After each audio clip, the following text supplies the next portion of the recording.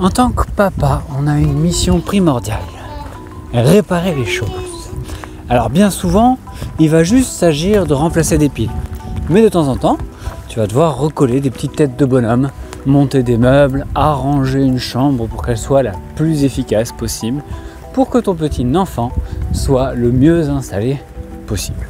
C'est pour ça que papa bricole beaucoup à la maison, pour faire des économies d'un côté, mais aussi parce que ça fait plaisir d'avoir son petit enfant qui vient te voir en demandant « Papa, tu peux réparer ça ?» Je fais cette petite aparté dans la vidéo déjà pour te dire qu'elle va prendre son sens dans 2 minutes. Je vais t'expliquer comment réparer une pile, t'inquiète pas, comme tu as vu en titre.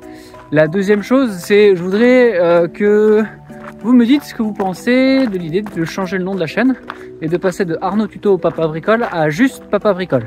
C'est une de vos suggestions en commentaire. Ça m'a paru assez pertinent. Et je me suis dit, tiens, je vais le faire. Maintenant, il faut voir si ça plaît à tout le monde. Et donc, je vous invite à me donner votre avis là-dessus. En commentaire, ce sera très apprécié. On continue. En vrai, on en est même à l'état que mon bureau est un endroit pour déposer les appareils qui ne fonctionnent plus, soit parce que les piles sont déchargées ou parce qu'ils sont cassés, tout simplement, dans l'espoir que papa puisse réparer tout ça. À l'époque des piles classiques, acides et autres, rechargeables, suffisait juste de les foutre dans un chargeur et tout se passait bien. Depuis qu'on est passé à la technologie lithium, on se retrouve dans une situation où des piles qui coûtent suffisamment cher mais qui sont performantes se retrouvent à ne plus fonctionner suite à un bug électronique dans la pile. Si on démonte une pile lithium, et on le fera un jour, abonne-toi pour ça, tu verras qu'à l'intérieur ça n'a plus rien à voir. C'est vraiment une petite batterie technologique.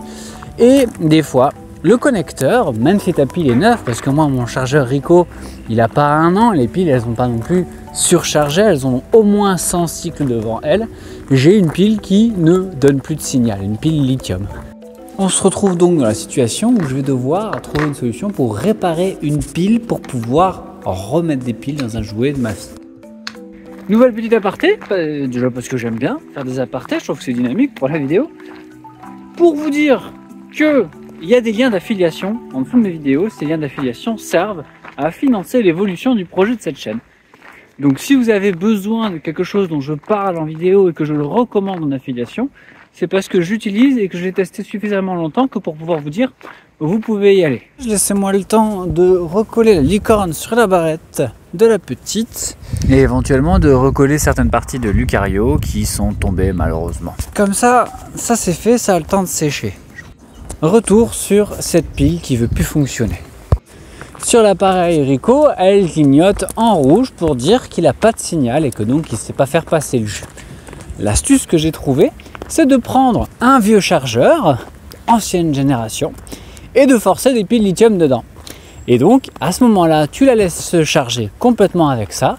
Et pour des raisons magiques que j'ignore parce que j'ai pas la science technologique nécessaire pour comprendre ce qui se passe, le chargeur arrive à forcer de l'énergie à travers le mécanisme et à rétablir le contact électronique pour recharger le lithium derrière, alors que le chargeur lithium d'origine ne savait pas le faire.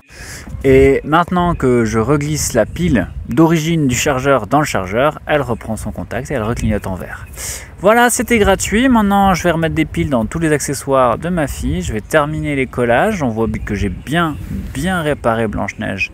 Le meilleur moyen de le savoir, c'est de la prendre par la tête et de la secouer un peu. Comme ça, tu vois si ça colle. On va terminer avec la petite barrette licorne et les piles dans le ballon. Et je vous montre à quoi ressemble la chambre de la petite quand j'éteins la lumière. En fait, c'est comme si j'avais pas éteint la lumière. Le petit réveil est vraiment sympa avec son projecteur d'ailleurs. J'en parlerai dans une autre vidéo. C'est là que je vous laisse. J'espère que ça vous a été utile. Si c'est le cas, n'hésitez pas à laisser un like, à laisser un petit commentaire si vous avez d'autres astuces du genre. Et à vous abonner si ce n'est pas déjà fait, que vous voulez plus d'astuces de papa pour pouvoir vous en sortir face aux monstres qu'ils sont. Mais on les aime.